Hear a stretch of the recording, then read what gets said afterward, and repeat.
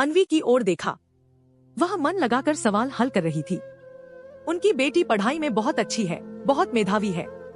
यही पढ़ाई, उसका ध्यान ज्ञान, उसकी छोटी सी दुनिया है। फिर भी अपनी इस बेटी को लेकर शैलेश बाबू बहुत चिंतित रहते हैं। अन्वी बाकी 5 लड़कियों की तरह बिल्कुल नहीं है।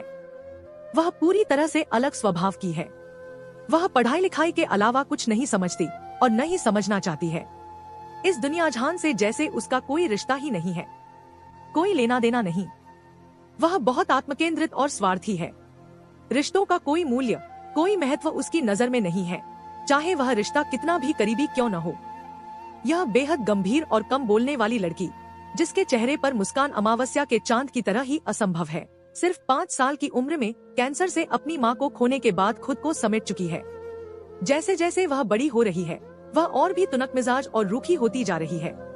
बेटी को संभालने के लिए शैलेश बाबू अपनी एक दूर की विधवा और निःसंतान बहन सुधा को अपने पास ले आए हैं। बुआ का स्नेह पाकर भी अन्वी के स्वभाव में कोई बदलाव नहीं आया, बल्कि समय के साथ वह और भी उग्र हो गई है। बेटी के लिए शैलेश बाबू बहुत परेशान रहते हैं। बेटी के पत्थर दिल में प्यार नहीं है, माया नहीं है, ममता नहीं है, न ही नारी सुलभ कोई कोमलता है। उसने अपने चारों ओर एक अदृश्य लक्ष्मण रेखा खींच रखी है, जिसे पार करके उसके पास पहुंचने का अधिकार या सामर्थ्य किसी में नहीं है। एक ही छत के नीचे रहते हुए भी बेटी के साथ शैलेश बाबू का मीलों का फासला है। वह बेटी से बात करने में भी संकोच करते हैं। इस उम्र में ही बेटी की बातों में बहुत धार है, थोड़ी व्यंग्यात्मक भी। जो मन में आता है वह तुरंत बेझिझक कह देती है। यह भी नहीं सोचती कि उसकी कही बात कितनी तर्कसंगत है या उसकी इस बात से सामने वाले का दिल कितना छलनी हुआ। उस दिन भी अन्वी देर रात तक पढ़ती रही। कमरे में पीली रोशनी, किताबों की कतारें और सन्नाटा, मानो वही उसकी दुनिया हो। बाहर ड्राइंग रूम में शैलेश बाबू सोफे पर बैठे बैठे ऊँघ रहे थे।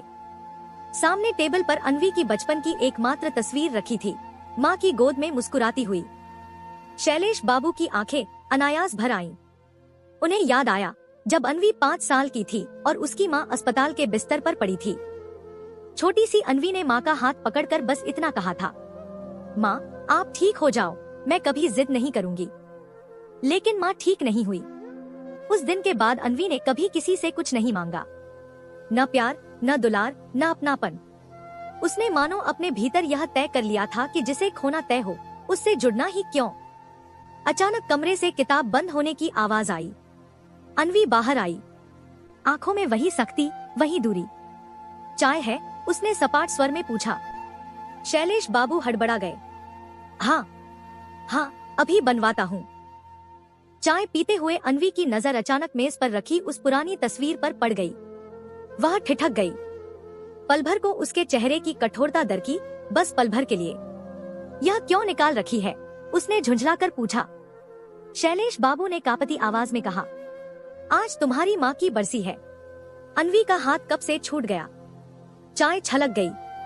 कमरे में एक अजीब सी खामोशी भर गई। मुझे मत याद दिलाइए, वह लगभग चीख पड़ी। आपको क्या लगता है मैं भूल गई हूँ?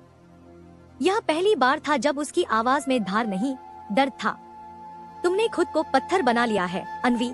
शैलेश बाबू की आंखों से आंसू बह निकले। लेकिन मैं हर दिन तुम्हें अंदर से टूटते हुए देखता हूँ।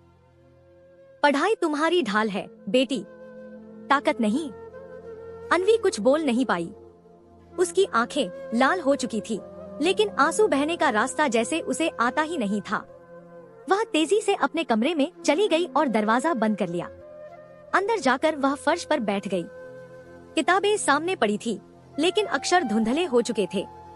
पहली बार उसे एहसास हुआ, इतना अकेला होना भी बहुत थका देता है। उसने तकिए में मुंह छिपाकर रोने की कोशिश की, और वर्षों बाद उसके आंसू बह निकले। बाहर शैलेश बाबू दरवाजे के पास खड़े थे।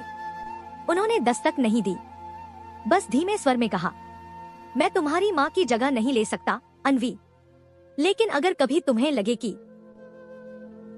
कि इस दुनिया में कोई तुम्हारा है, तो वो मैं हूँ। दरवाजे के उस पार अन्वी ने पहली बार किसी रिश्ते की आवाज सुनी। वह आवाज जो माँ की नहीं थी, लेकिन फिर भी सच्ची थी।